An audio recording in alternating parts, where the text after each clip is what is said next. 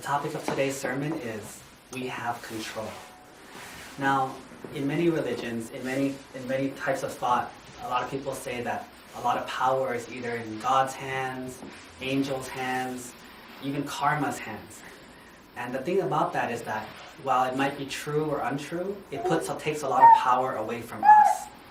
But in reality, the power to control our own suffering or our own stress or our own anger doesn't lie with anyone else. It lies with us. Let me tell you a story about someone controlling their sadness. A couple years ago, there was a gentleman that came to the temple who came to do an offering for his father who had just passed away the night before in Thailand. And he said, Venerable, my father passed away last night and I want to do a ceremony for him. So I asked him, are you okay? Do you feel okay? He says, yes, with a big smile on his face, I feel fine. Oh, were you not close with your father? He says, oh no, we were very close. Did you love him? I said, yes, I loved him the most in the whole world. And he said, oh, you don't look very sad today. And he says, I'm not sad. I was like, that's very strange. How come you're not sad? Your dad passed away, and if you said you were close, what did he pass away from? He said he passed away from cancer. I said, well, I'm still confused. Why are you not sad? And then he said, last year, exactly a year ago, the doctor said that he had stage 4 cancer and he was going to pass away in a few days. So I flew back to Thailand and spent a week with him. Well, he didn't pass away. I spent the whole week crying, upset, sad, and unable to control myself. After a week, he got better, and the doctor said he was stable. So I flew back to America. 6 months after that, the same thing happened again. I flew back to Thailand and was with him for 2 weeks this time, crying every day, very, very sad. But now, a year later, I had already said my goodbye to my father twice. I'd already spent almost close to a month with him, waiting for him to die. And now, when the doctor said that he was really going to die, I made my peace with it. I understood that this was something that was going to happen. And in my mind, I was ready for it. This taught me a lot. He showed me that just because someone that we love dies, we don't have to become distraught and our lives miserable and we can't move on anymore. It's up to us how we want to perceive the action that happened.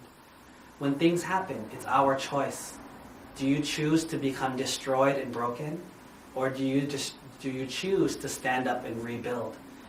Many, many people who play games have to encounter this kind of thing, where they play for a while and then they lose. Well, this is what defines a person. When you have suffering, when you have problems, what kind of person are you? What kind of person do you want to be? Will you be the kind of person that gives up, gets depressed, becomes sad, and does nothing? Or do you want to become the kind of person that when met with adversity, when you meet problems or when you have issues, you get through them, you fight, you find your way to survive? Because this will not be our last life. There will be many more births, there will be many more lives that we must be reborn. And if we carry this attitude, the attitude of defeat, the attitude of depression, the attitude of sadness, we will take this with us everywhere we go. Imagine a person who's always depressed or sad. Wherever they go, whether it's at work, at church, temples, at home, when visiting relatives, these people will always be sad, will always be depressed. People will be annoyed to be around them. They make other people sad. And wherever they go, it's just an aura of sadness. Now imagine the other kind of person. The kind of person that no matter what kind of things happen, they fight their way through it. Whatever happens, they always try to find a way to succeed. They always try to find a way to get better. I don't mean the positive thinkers, but I mean the people who don't give up. Wherever these people go, you like to have them near you. If there's a car accident, those are the kind of people you want near you because they help you solve the problem. If someone's hurt, they call the ambulance. They don't freak out. They don't get shocked. They fix problems. What kind of person do you want to be? It doesn't matter what your past was. It doesn't matter who you used to be. At any given moment of your life, you have the option, the chance to change and become the person that you want to be. You are not defined by the things that happen to you.